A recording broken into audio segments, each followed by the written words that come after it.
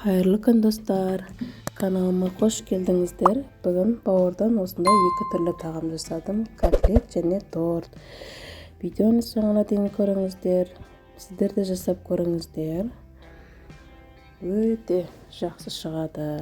Бізге қажетті бірінші бауыр 500 грамм менде, 2 сәбіз, 2 жұмыртқа, 2 стакан сүт құямын, немесе 500 грамм сүт құйсаңыздар болады.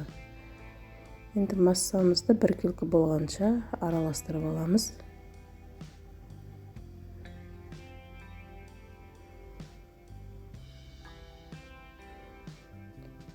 Үстіне енді жарты стакан сұйық майымызды, 1 ас қасық тұз, 1 ас қасық қара бұрыш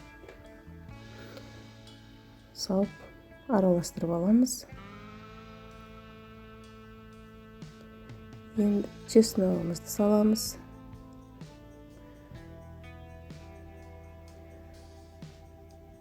Енді үстіне 3 ас қасық ұнымызды салып, массамыз біркелкі болғанша араластырамыз.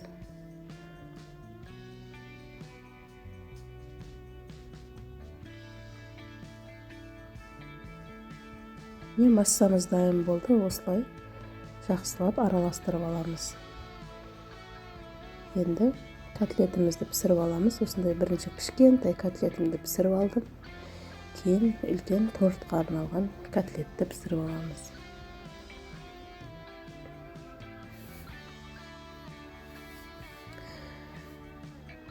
Рецептісін описанияға қалдырып кетемін достар. Сол жерден қарап жасасаңыздар болады. Өте қарапайым, тез әрі оңай жасалатын рецепттердің бірі.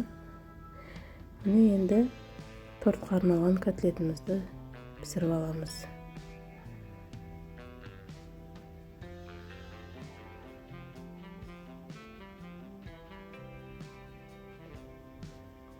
Тортқа арналған котлетімізді дайын болды.